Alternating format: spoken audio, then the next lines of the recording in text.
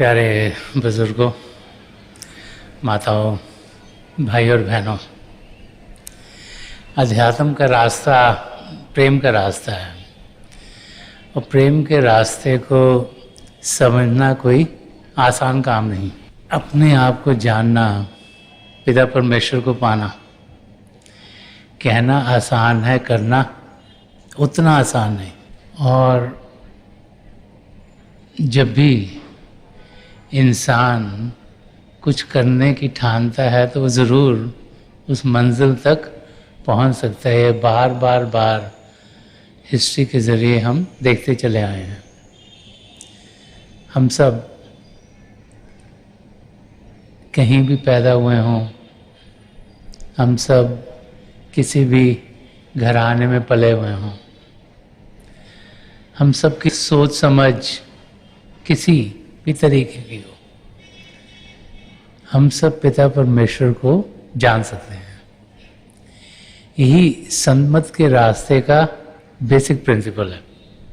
इंसान का इस धरती पर आना किसी मकसद के साथ है और वो मकसद है असलियत को जानना और फिर एक सच्ची सुच्ची जिंदगी जीते हुए पिता परमेश्वर को पाना। जब भी महापुरुषों के लफ्ज़ों को समझने की कोशिश करते हैं, उनकी ज़िंदगी की ओर ध्यान देते हैं, तो बार उस मकसद तक पहुंचने के लिए हम सबको समझाया जाता है कि हर एक इंसान का मकसद एक ही है और हम में से हर एक वहाँ पहुंच सकता है। संदर्शन सिंह जी महाराज, जिन्होंने बहुत कुछ रूहानियत के बारे में कहा, बहुत कुछ लिखा, जो जब उन्होंने लिखा तब सच था, आज सच है, सदा सदा के लिए सच रहेगा। उनके लफ्ज़ों को जब भी हम पढ़ते हैं, जब भी समझने की कोशिश करते हैं, तो रूहानियत का कोई ना कोई नया पहलू हमारे सामने खुलना शुरू हो जाता है। रूहानियत के बहुत से पहलू हैं। बेसिक समझ जब इंसान को आ जाए तो सब पहलू को आस्ते आस्ते आस्ते हम समझ सकते हैं। प्रभु प्रेम से भरपूर हैं। हम असलियत में शरीर नहीं, आत्मा है, वो भी प्रेम से भरपूर है और उस आत्मा ने प्रभु से प्रेम करते हुए प्रभु की जानकारी पानी है और उसमें लीन होना है। तो ये समझना आसान है, इसको जिंदगी में ढालें कैसे?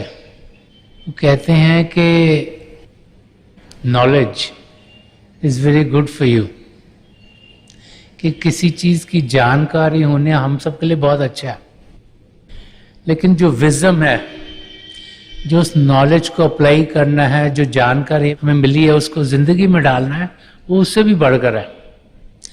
अगर किसी चीज़ की समझ हो लेकिन उसको हम जिंदगी में ढाल ना सकें तो वो समझ बेकार से हो जाती है।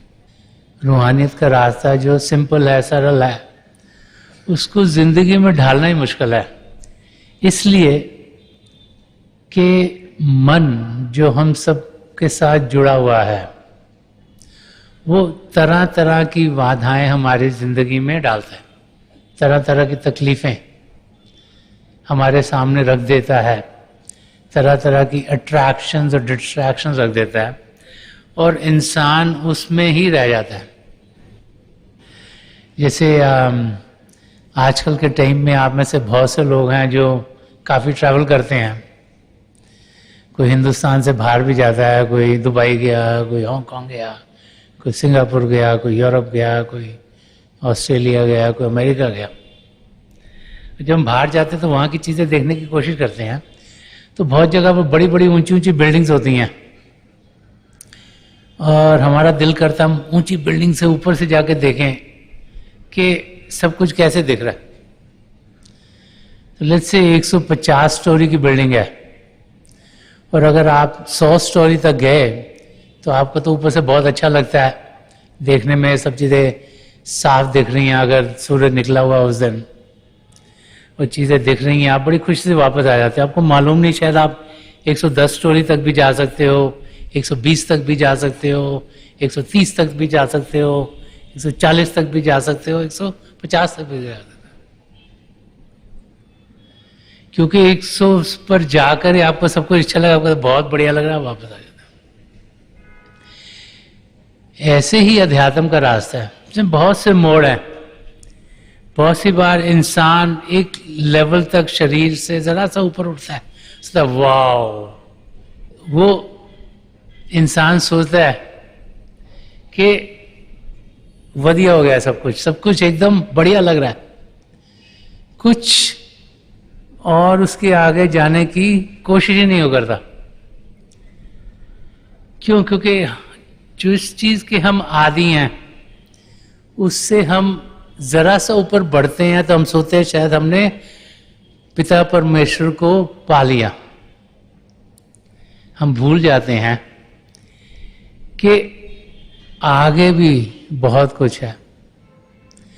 और इसीलिए जब महापुरुषों के लफ्ज़ों को हम गहराई में समझते हैं तो जो रूहानी रास्ता है उसकी समझ आस्ते आस्ते आस्ते हमें आनी शुरू हो जाती है। सुनने में, बेसिक्स को समझने में चीज़ें बहुत आसान लगती हैं, और जिंदगी में इंसान के इतने ऊंच नीच आते हैं कि आसान चीज़ को हम सोचते हैं और ये तो पॉसिबल नहीं होगी, हम सोचते हैं जो टेढ़ी मेढ़ी होगी वही शायद अच्छी होगी।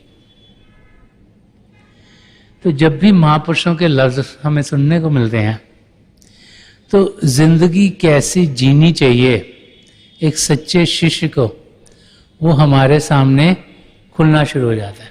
संदर्शन सिंह जी महाराज की एक गज़ल जिसमें हर एक शेर में अलग अलग पहले उन्होंने खोला है, वो मैं आज लेना चाहूँगा ताकि हमें समझ में आए कि ज़िंदगी जीनी कैसे चाहिए।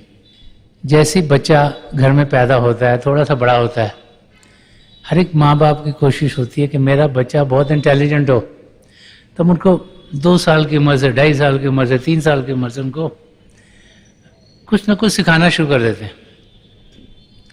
दुनिया के तौर तरीके, दुनिया की चीज़ें, आजकल तो टीवी के ज़रिए और बहुत से तरीके हैं जिनके ज़रिए बड़ी छोटी सी उम्र में बच्चे सीखना शुरू हो जाते हैं।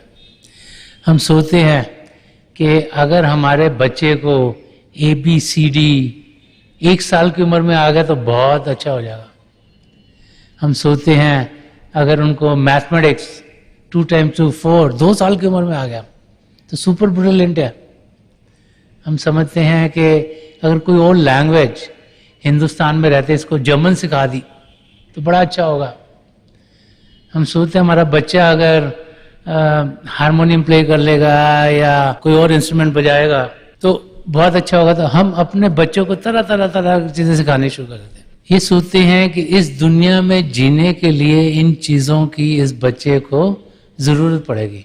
हर एक पेरेंट, हर एक माँ बाप चाहता है कि उसका बच्चा उससे बेहतर हो और सबसे बेहतर हो और हर एक चीज़ की जानकारी पाए ताकि ज़िंदगी आराम से गुजार सके। तो संत दर्शन सिंह जी महाराज ने हमें इस शेर के ज़रिए समझाया है कि किस किस्म का इंसान हमें बनने की कोशिश करनी चाहिए।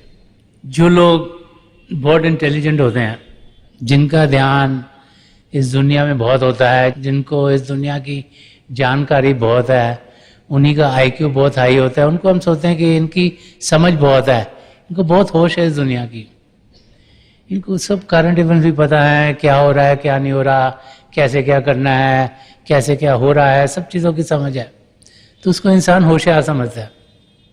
तो संत दर्शन सिंह जी फरमा रहे हैं कि होश वालों को सरासीमा हो हैरान देखा, होश वालों को सरासीमा हो हैरान देखा, तेरे दीवाने को हर हाल में शादा देगा। कंपैरिजन कर रहे हैं दो चीज़ों का।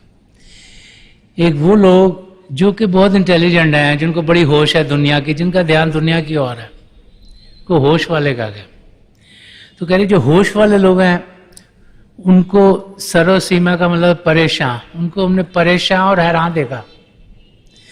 आपने देखा जो बहुत इंटेलिजेंट होते हैं वो सुख चैन से जी नहीं सकते, कहते ये भी करना है, वो भी करना है, ये भी चाहिए, वो भी चाहिए, यहाँ से पैसे कैसे कमाए, वहां से पैसे कैसे कमाए। वो सुबह से शाम तक उसी में लगे रहते हैं, उनका ध्यान दुनिया की चीजों में है। इससे बिजनेस करनी है तो हम इससे फायदा कैसे उठा सकते हैं, वहां से कोई चीज खरीदनी है तो उसका प्राइस डाउन कैसे कराएं, इसको बेचनी है तो यहाँ प्राइस ऊपर कैसे करें। ध्यान उनका दुनिया की चीजों में ही लगा रहता है, हैरान और परेशान। सुख चैन की जिंदगी वो जी नहीं पाते। तो संत दर्शन सिंह जी महाराज फरमा रहे कि होश वालों को सरासीमा हैरान देखा कि जितने भी होश वाले लोग हैं उनको हर समय परेशानी में, हैरानी में, यहाँ क्या हो गया, ये कैसे हो गया, ये बिल्डिंग इतनी बड़ी है, मैं उसके ऊपर ही नहीं गया, ओ हो मेरे को तो जाना है। तरह तरह के ख्यालात, तरह तरह की अट्रैक्शन, तरह तरह की डिजायर्स जो मन हमें देता है उनको पूरा करने में लगे रहते हैं। और कहते तेरे दीवाने को हर हाल में शादा देगा।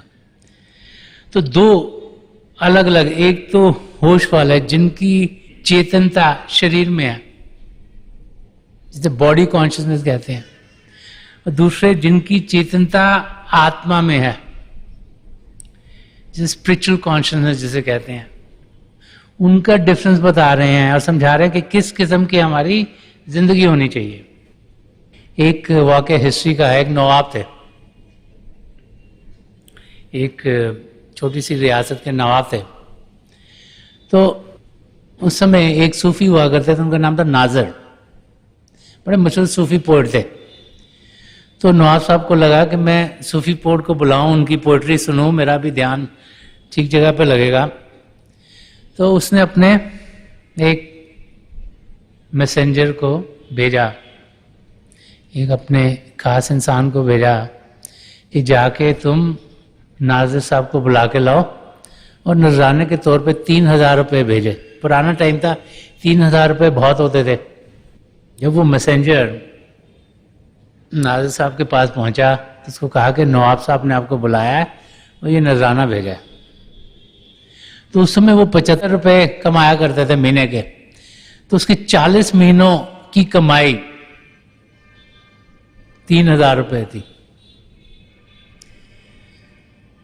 रात का समय था, तो जो सूफी नाज़िर थे उन्होंने मैसेंजर को कहा ठीक है मैं तुम्हें सुबह जवाब दूंगा। तो जो डब्बा जिसमें वो पैसे आए थे 3,000 रुपये वो लेके, और रात का समय हुआ तो सोने के लिए गया। जब रात को सोने लगे तो जनरली वो रात को अभ्यास करते थे, प्रभु को याद करता था, तो कुछ सोना कुछ याद करना। तो उसको नींद ना आए कि मेरे 3,000 रुपये कोई चोरी करके ना ले जाए, इनको मैं संभाल के कैसे रखूं, कभी यहां पर सटी मारे, कभी वहां पर सटी मारे। सारी रात ऐसे ही गुजर गई, ना तो प्रभु को याद किया, ध्यान उस 3,000 रुपये में था। जब सुबह हुई तो सूफी नाजिर ने उस मैसेंजर को बुलाया, वो कहा कि नवाब साहब को कहो कि मैं आपके पास नहीं आ सकता और ये आप उन्हें वापस कर दीजिए। तो मैसेंजर ने कहा कि तुम्हें पता है ये तुम्हारे 40 महीने की तनख्वाह है, तुम 40 महीनों में इतना नहीं कमाओगे जितने ये पैसे हैं, तो तुम कैसे इसको ना कर सकते हो। तो सूफी नाजिर ने बड़े प्यार से उसे कहा कि आप नवाब साहब से कहना कि जब रात को मैंने पैसे रखे तो सारी रात मुझे नींद नहीं आई, मेरा ध्यान इन पैसों की ओर था, और ना तो मैं सो सका, ना ही प्रभु की इबादत कर सका, ना ही प्रभु की ओर ध्यान कर सका। तो उनसे कहिएगा कि प्रभु ने मुझे गरीबी में रखा है और अमीरों के साथ बैठने के मैं लायक नहीं।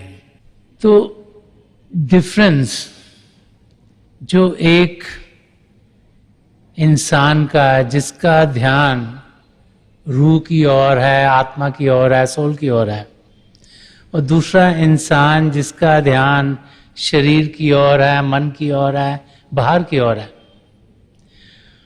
वो यहां संत दर्शन सिंह जी महाराज हमें समझा रहे हैं।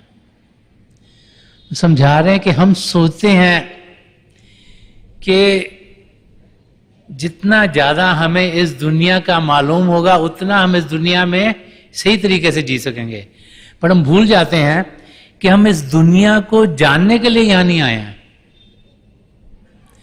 इस शरीर में आने का मतलब ही है कि हम पिता परमेश्वर को पा सकें। सारे पदार्थ जो हमें चाहिए प्रभु को पाने के लिए वो इस शरीर में प्रभु ने दिए हैं, मानव चोले में दिए हैं। इसका हम फायदा उठाएं। हमारे कर्मों करके ऊंच नीच हमारी जिंदगी में जरूर आएंगे। ऐसे भी समय आएंगे जब हमें लगे हम बड़े खुश हैं, चीजें अच्छी चल रही हैं। ऐसे भी समय आएंगे जब हम बड़े दुखी होंगे, लगा तकलीफ ही तकलीफ है, पता नहीं ये दूर कैसे होगी। कर्मों के लिहाज से जिंदगी में ऊंच नीच आएगा, लेकिन वो इंसान जिनका ध्यान बाहर की दुनिया में नहीं अंदर की दुनिया में है, वो हर हाल में सुखी होते हैं। फरमा रहे हैं कि तेरे दीवाने को हर हाल में शादा देगा। तो दीवाना कौन है? पिता परमेश्वर से प्रेम करने वाला एक शिष्य जो अपने सद्गुरु से प्रेम करता है और उसका ध्यान असलियत की ओर है। उसे ये कोई फर्क नहीं पड़ता कि उसकी बाहर की जिंदगी कैसे चल रही है। उसे कोई फर्क नहीं पड़ता कि बाहर की दुनिया में चीजें उसके लिए अच्छी हो रही हैं या बुरी हो रही हैं, क्योंकि उसको मालूम है कि अगर अंदर की दुनिया अच्छी होगी तो बाहर की दुनिया का कोई फर्क नहीं पड़ता, क्योंकि चंद दिनों में हम सब ने इस शरीर को छोड़ देना। बाहर की दुनिया 50, 60, 100 साल तक होगी, अंदर की दुनिया लाखों करोड़ों सालों की है। अगर वो सही हो गई तो फिर बाहर की दुनिया की किसी चीज का कोई भी फर्क हम पर नहीं पड़ता है। ये समझना और फिर उसके ऊपर अमल करना बहुत जरूरी है। हम लोग जब से छोटे होते हैं अच्छी अच्छी चीजें सुनते हैं, अच्छी बातें सुनते हैं, लेकिन उन पर अमल कोई कोई कर पाता है। तो संत दर्शन सिंह जी महाराज हमें समझा रहे हैं कि वो लोग जिनका ध्यान बाहर की ओर होता है वो दुख दर्द से ही घिरे रहते हैं, किसी हैरानी परेशानी में रहते हैं। और वो लोग जिनका ध्यान अंदर की दुनिया में होता है वो आनंद की जिंदगी जीते हैं। बाहर बारिश हो रही है कि धूप है, गर्मी है कि सर्दी है, तूफान चल रहा है कि शांत अवस्था है, उसका उन्हें कोई फर्क नहीं पड़ता, क्योंकि वो अंदर से शांत है। और इस किस्म की जिंदगी वो जीता है जिसका लगाव पिता परमेश्वर से हो। और पिता परमेश्वर को बाहर की आंखों से देखा नहीं गया, बाहर के कानों से सुना नहीं गया, उन्हें तो आत्मिक स्तर पर ही जान सकते हैं। तो उस लेवल तक पहुंचने के लिए एक शिष्य को एक सद्गुरु की जरूरत है। वो कहते हैं जो प्रेम होता है वो दो तरफा होता है। अगर दोनों तरफ से प्रेम ना हो तो प्रेम कभी होगा नहीं, प्रेम कभी एक तरफा नहीं हो सकता। जैसे दो इंसानों में प्रेम होगा, दो जीवों में प्रेम होगा, आत्मा और परमात्मा में प्रेम होगा, शिष्य और गुरु में प्रेम होगा। लेकिन कबीर साहब ने बहुत अच्छा फरमाया। कबीर साहब फरमाते हैं कि बिन दर्शन बिन अरस परस के नाम लिए क्या हुए।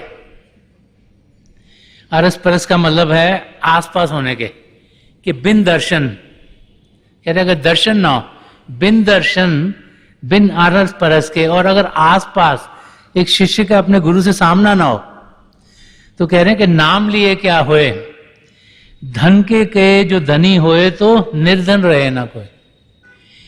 एक आत्मा का प्रेम परमात्मा से तब होता है जब एक शिष्य एक सद्गुरु की मदद के जरिए उनकी नजरों करम के जरिए, उनकी दया दृष्टि के जरिए इस माया के दलदल से बाहर निकल पाता है। ये उनकी ताकत है, उनका प्रेम है जो उसे खींच के इस दुनिया से निकाल लेता है। तभी उसका ध्यान पिता परमेश्वर की ओर होता है। और सिर्फ उनका नाम लेके, उनको जाने बगैर, उनको पहचाने बगैर इंसान कुछ पा नहीं सकता। यही यहां कबीर साहब फरमा रहे हैं। रूहानियत का रास्ता हमें बार बार समझाता है कि एक पूर्ण महापुरुष जब अपनी कमाई का कुछ हिस्सा हमें देते हैं, तभी हमारे अंदर प्रभु के लिए प्रेम जागृत होता है, तभी हम अपने कदम प्रभु की ओर बढ़ाते हैं। इसीलिए नाम की देन लेने के लिए कहा जाता है। नाम देन क्या है कि एक सदगुरु ने अपनी कमाई का थोड़ा सा हिस्सा हमें दिया ताकि हमारा मन शांत हो सके, हम मन को काबू में ला सकें, हम मन के दायरे से बाहर निकल सकें और अपना ध्यान पिता परमेश्वर की ओर तेजी से बढ़ा सकें। तो बार बार बार महापुरुष हमें यही समझाते हैं कि दीवानगी की हालत, प्रेम की हालत, जिसे इंग्लिश में मैडनेस ऑफ लव कहा जाता है, उस अवस्था में हमें पहुंचना है। हमें जानना है कि पिता परमेश्वर को पाने के सिवाय और कोई काम इस धरती पर हमारा नहीं है, और उनको पाने के लिए उन्हें प्यार करने के सिवाय और कोई कार्य नहीं है। और उनसे प्रेम करना, दिलो जान से प्रेम करना, ताकि सारी की सारी अटेंशन उनकी ओर हो, वही एक सच्चे शिष्य की जिंदगी होनी चाहिए।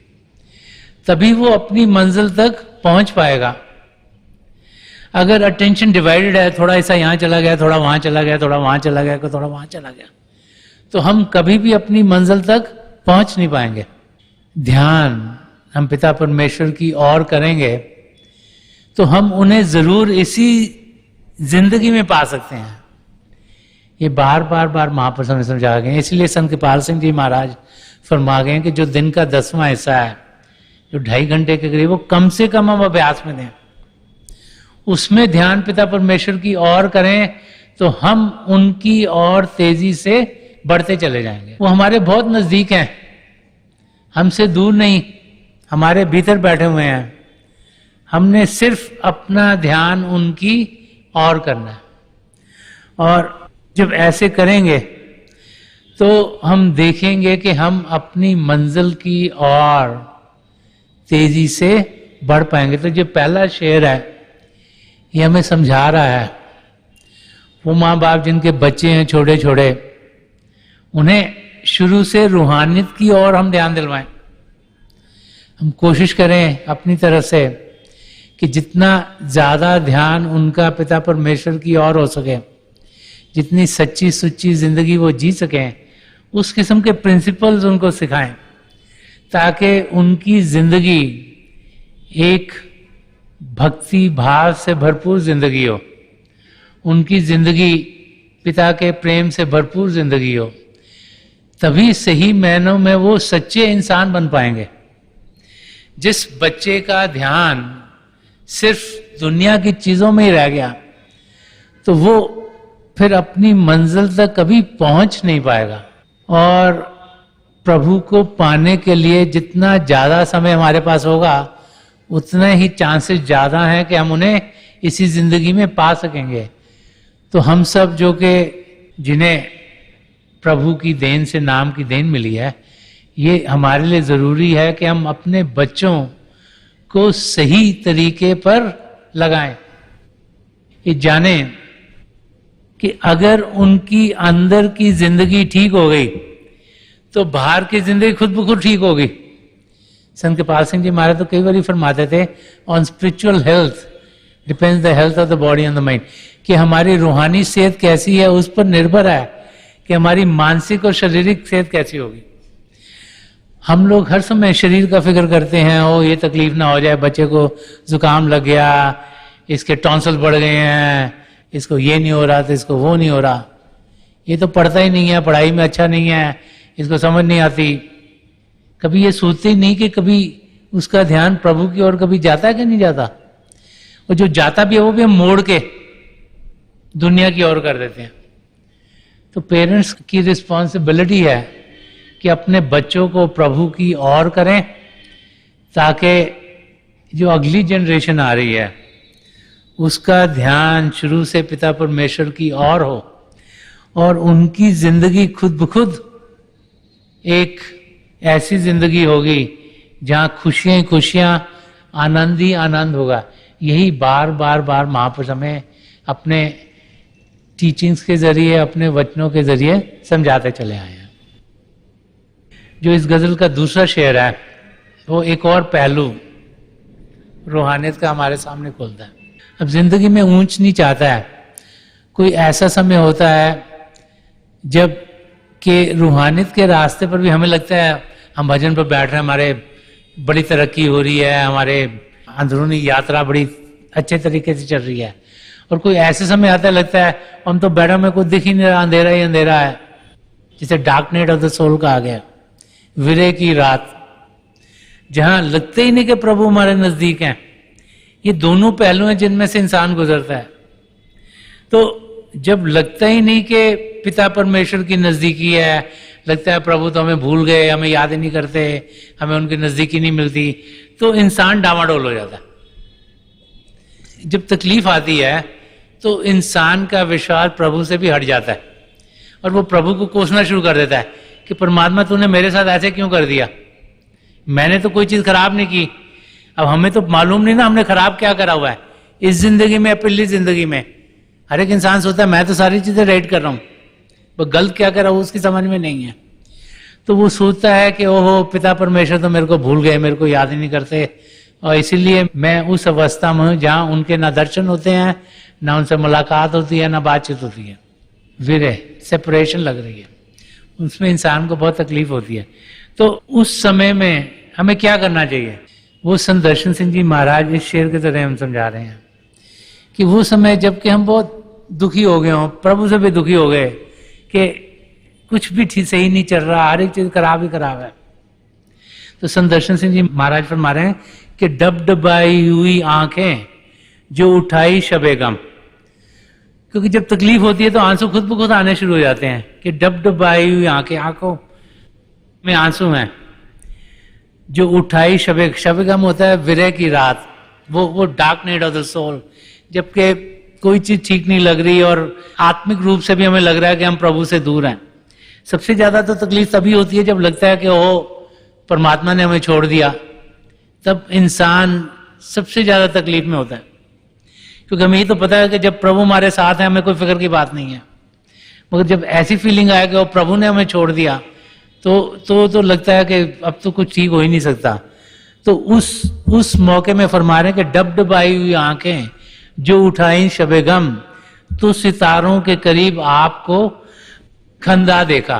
खंदा का मतलब वो हंसता हुआ, जैसे संत दर्शन सिंह जी महाराज ने एक जगह और भी फरमाया कि बेउमीदी में सामने सायल आए, कि जब उम्मीद नहीं रहती बिल्कुल भी, when we going through a very rough time, कि वो लग रहा है कि ये भी ठीक नहीं, वो भी, उम्मीद आई नहीं कोई, सामने सायल, उस वक्त ही पिता परमेश्वर मिलते हैं, लगता है ये सारा मिल गया। तो ही फरमा रहे कि तो सितारों के करीब आपको खंदा देगा, कि अंधेरी रात है और आंखों में आंसू आ रहे हैं, तकलीफ है, ऊपर आंखें उठे तो देखा प्रभु हंस रहे हैं। और प्रभु को हंसते देखो तो अंदर कितनी खुशी इंसान को होती है। एकदम लगता हो मेरे से तो प्रभु दुखी नहीं है, वो तो हंस रहे हैं, मैं तो ऐसे सोच रहा था कि मेरे से नाराज है। वो नाराजगी जब हम सोचते हैं कि हमारे सदगुरु हमसे नाराज हैं या खुदा हमसे नाराज है, पिता परमेश्वर हमसे नाराज है, वो हमारी कमजोरी है। कभी भी पिता परमेश्वर हम में से किसी से नाराज नहीं होते। क्यों? हम तो उनके बहुत प्यारे प्यारे बच्चे हैं, वो तो चाहते हैं हमारे लिए चीजें सारी अच्छी हों, वो कभी हमसे नाराज नहीं। हमारी कमी है जब हम सोचते हैं कि वो हमसे नाराज हैं। तो संत दर्शन सिंह जी महाराज हमें यही समझा रहे हैं कि जब भी ऐसे मौके हमारी जिंदगी में आते हैं जब हमें लगता है कि चीजें ठीक नहीं है, तो कोई ना कोई इंडिकेशन हमारी जिंदगी में जरूर आ जाती है। ऐसी इंडिकेशन कि हमें पिता परमेश्वर की प्रेजेंस दिखनी शुरू हो जाती है, हमें उनका सहारा मिल जाता है, उनके सहारे वाला हाथ दिखाई देना शुरू हो जाता है और हम फिर खुशी खुशी से अपनी जिंदगी जीना शुरू कर देते हैं। तो थोड़ी देर के लिए हम सब अभ्यास के लिए बैठ जाएं। आप जहां भी बैठे आराम से बैठ जाइएगा, अपनी आंखें बंद कर लीजिएगा और आंखें बंद करते वो भाई बहन जिन्हें नाम की देन में लिए आप सिमरन कीजिएगा। जो भाई बहन यहाँ नए हैं, आप पिता परमेश्वर के किसी भी जाति नाम का जाप कीजिएगा। जाप मन ही मन करना है, ऊंचा नहीं दोहराना। अपना ध्यान बिल्कुल यहाँ सामने रखना है। मेरी हजूर बाबा सावन सिंह जी महाराज, परम संत कृपाल सिंह जी महाराज और दयाल प्रसन्न दर्शन सिंह जी महाराज की चरण कमलों में यही प्रार्थना है कि जो जो हम सबके लिए बेहतर है महापुरुष हमें दें, हमें सबके साथ जोड़ें और हमारे भीतर प्रभु की ज्योत के हमें दर्शन करवाएं। थोड़ी देर में आकर मैं आपको इस बैठक से उठाऊंगा और मेरी शुभकामनाएं आप सबके साथ हैं।